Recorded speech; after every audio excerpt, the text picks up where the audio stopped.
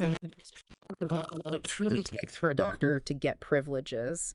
That official permission from a hospital to perform really specialized surgery. It's way more complicated than just, hanging up your medical degree and saying, okay, I'm ready. Yeah, exactly. Today, we're diving deep into the world of vascular surgery and endovascular interventions, too, our source.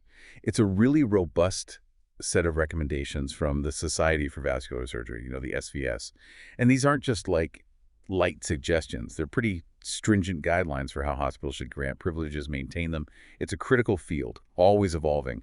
So it's really all about defining expertise, assessing it constantly, and making sure it's upheld. Right. So our mission here in this deep dive is basically to cut through the jargon. We want to pull out the most important nuggets of knowledge for you. We'll explore what it means to be a modern vascular specialist, the incredibly tough training involved, and really why these detailed guidelines are so crucial for ensuring the safest, most effective care possible for patients, for you. So kicking us off then, what is vascular surgery today? According to this SVS document, it defines it as the specialty handling arterial, venous, and lymphatic disorders. Pretty specific, and it makes this key distinction, right? It covers the thoracic aorta, but explicitly excludes the vessels inside the heart or the brain. That seems like a very clear line they're drawing. It absolutely is a very precise boundary. And what really jumps out from the source is how the SVS emphasizes the identity of the modern vascular surgeon. You say a fully trained vascular surgeon isn't just, well, they're not just doing open surgery anymore. They absolutely have to perform endovascular interventions and be good at non-interventional management too. The guidelines lay out 6 key areas of advanced knowledge, everything from like the deep science of pathophysiology to complex critical care.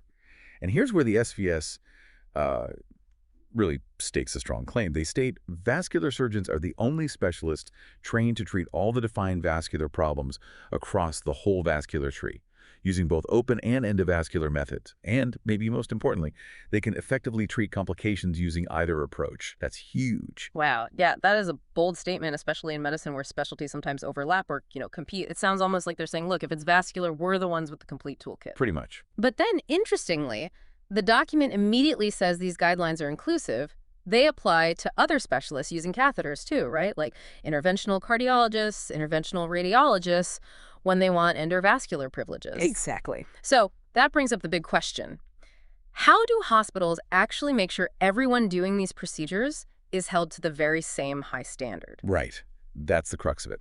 How do you standardize that level of expertise? Which naturally leads me to wonder, okay, how does someone become this super specialized expert in the first place?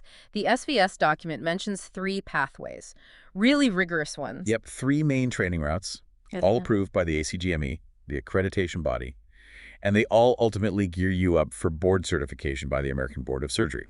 The source lays them out clearly. First, there's the traditional pathway. That's the 5+2 model. 5 years of general surgery residency, then 2 years focused just on vascular. Okay, the classic route. Right. Then there's the integrated pathway, the 0+5. This one's become much more popular. You go straight from medical school into a 5-year vascular surgery residency. No general surgery prerequisite, really. Oh, interesting. Straight in. Yeah. And finally, there's a rarer one, the early specialization pathway, a 4+2. 4 years general, 2 vascular, all at the same place. And a really key change the document highlights. Since 2012, you don't need to be board certified in general surgery first. If you complete one of these newer dedicated vascular pathways, that was a big shift. Okay, so the time commitment is huge. But it's not just about years, is it? What about actual hands-on experience? Case numbers. Absolutely crucial. The source specifies minimum case numbers, and they really paint a picture. Trainees need a minimum of 250 major vascular reconstructions. Think about that. Complex open surgeries. 250? Wow. Yeah, and that's the minimum.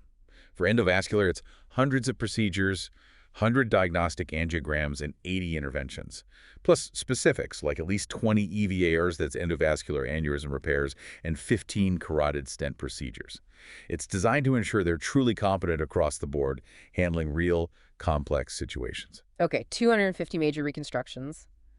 You can almost feel the intensity just hearing that number. It really hammers home how demanding this training is. No shortcuts. Not at all. Which makes me think, what about doctors and other residencies? Do they get enough exposure? Ah, good question. The SVS is crystal clear on this point in the guidelines.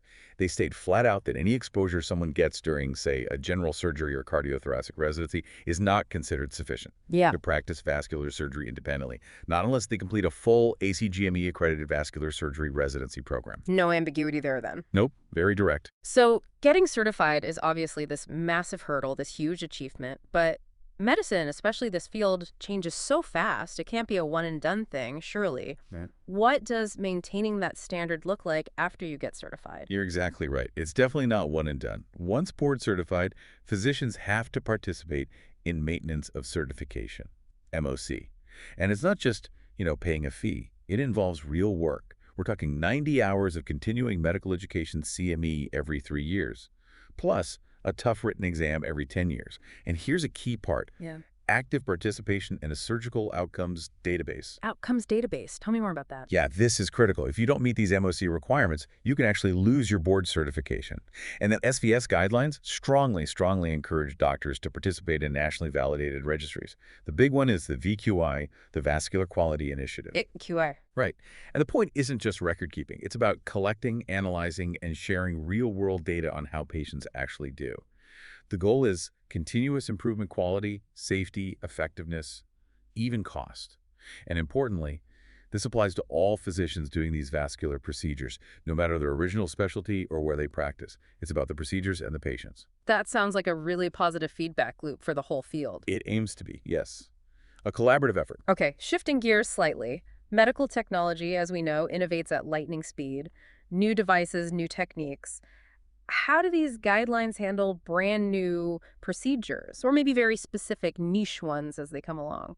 That's a really practical point. The SVS addresses this directly.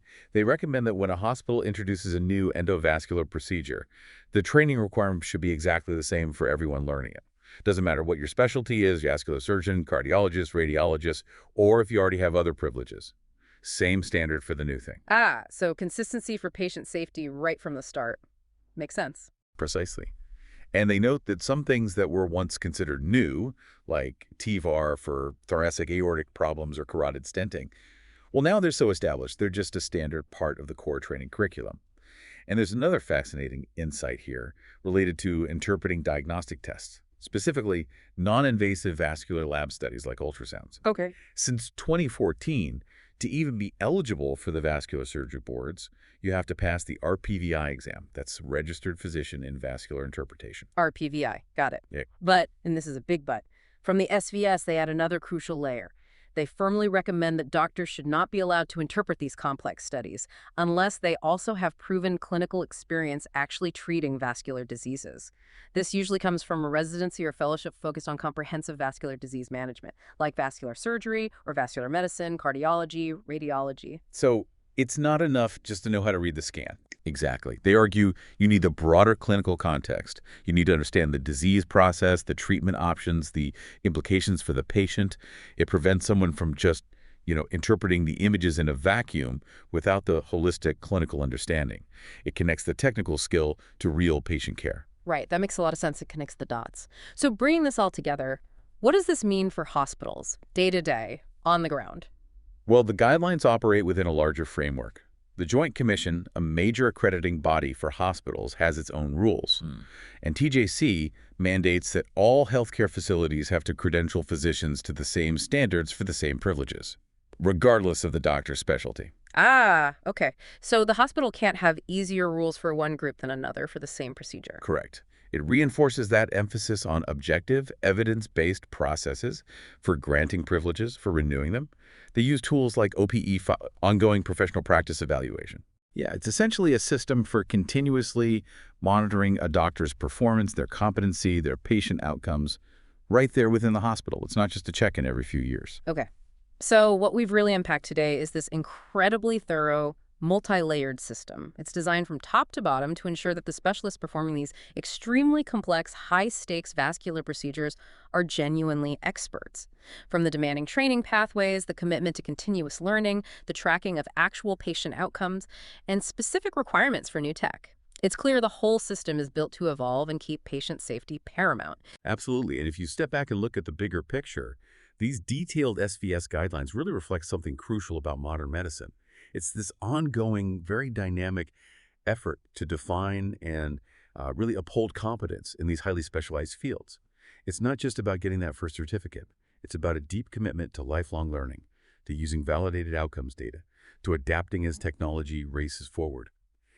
Maybe this leaves us with something to think about. As medical specialties keep branching out, getting more and more specialized, how will credentialing bodies continue to ensure these kinds of comprehensive cross-specialty standards? How do we maintain that consistency and rigor for the ultimate benefit of patient care across the board?